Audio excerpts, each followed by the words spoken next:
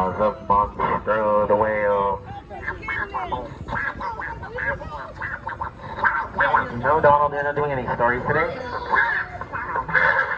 Sorry about that, guys. Donald would have loved to do stories, but you wouldn't have understood any of it, and so I had to just leave you guys stuck with me, your human captain and storyteller. Yes, it was a little embarrassing and a little scary being yelled at by Donald Duck, almost as scary as being swallowed by a big whale.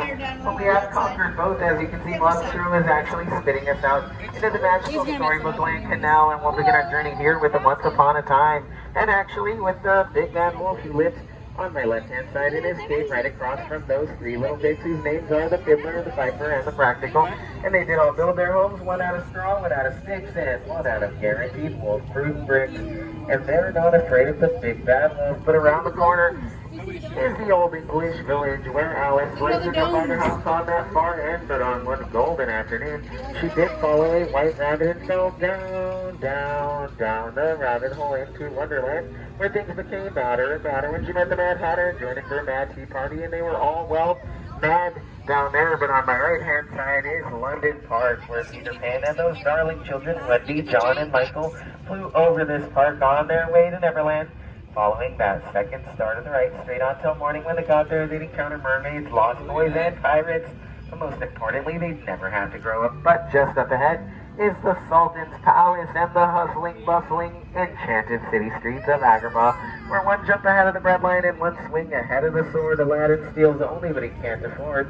And that's everything, including the heart of the lovely Princess Jasmine, with some help from Ms. Monkey Abu, the magic carpet, and a bit of magic from the genie as well. But these flowery arches above the head remind us that love will always blossom.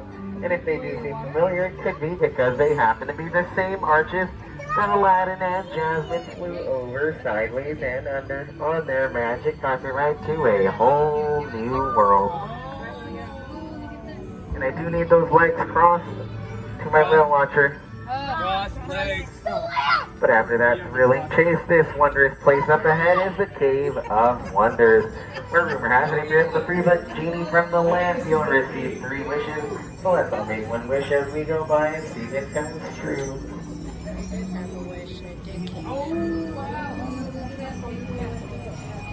But just outside of the cave, on my right-hand side, is the home of the 7 dwarves. They currently stay with them is Snow White, who's hiding from that evil queen. But those dwarves are in their minds chipping away diamonds and gems and singing, hi-ho, it's off to work we go. But across the way from that is the Blue Chateau, where Cinderella grew up with her wicked stepmother and 2 wicked stepsisters who did try to keep her from that ball. But she did so after all when she met the fairy godmother, and she had run out of there early as her carriage turned back into a pumpkin, and it still sits there to this day to remind us that while magic may have its limits, love does not. And Cinderella and Prince Charming now live there happily ever after to this day. But just like Cinderella, Tiana, Jasmine, or Belle, many of us do dream of finding our happily ever afters, and so some and others do actually dream of giving magical tours to lovely guests here at Storybookland, and some even dream of lying down on a quilt of flowers like the ones on my left, inspired by the 1933 Silly Symphony Lullaby Land. But these flowers, along with the trees on my right, are 100% real. And in fact, some of those trees were even planted by Walt Disney, and they never ever have to grow up, thanks to Tinkerbell, who comes by every night and sprinkles them with a bit of pixie dust, ensuring that they'll remain young and small forever. One of the reasons why this was a favorite attraction of Walt Disney, who does still inspire all of our stories to this day, like The Wind in the Willows, which features our friends Mole Rat and Jay Thaddeus Toad. But you'll notice Mr. Toad's car is missing, as he must be elsewhere in Fantasyland in that motor car, merrily on his way to nowhere in particular. But on my left-hand side is Arendelle and the snowy mountains where Elsa built her ice palace and learned to let it go. And with the help of her sister Anna and their frozen friends, Kristoff, Olaf, and Sven, they did defeat the evil Hans and prove that love could weather any storm and they can now go off into the unknown. But on my right-hand side is the Alpine Village, where Geppetto wished upon a star, a wish that came true when Pinocchio rather, proved himself to that blue fairy by rescuing his father from Monstro the whale. But on my left-hand side is Wandering Oaken's trading post. He's having a big sum of blood, and you might just hear him say, yoo-hoo, from time to time. More like, yoo-hoo. And just like Geppetto Ariel had a wish, her wish was to be a part of our world. A wish that came true when Ariel gave up her mermaid tail and almost her voice.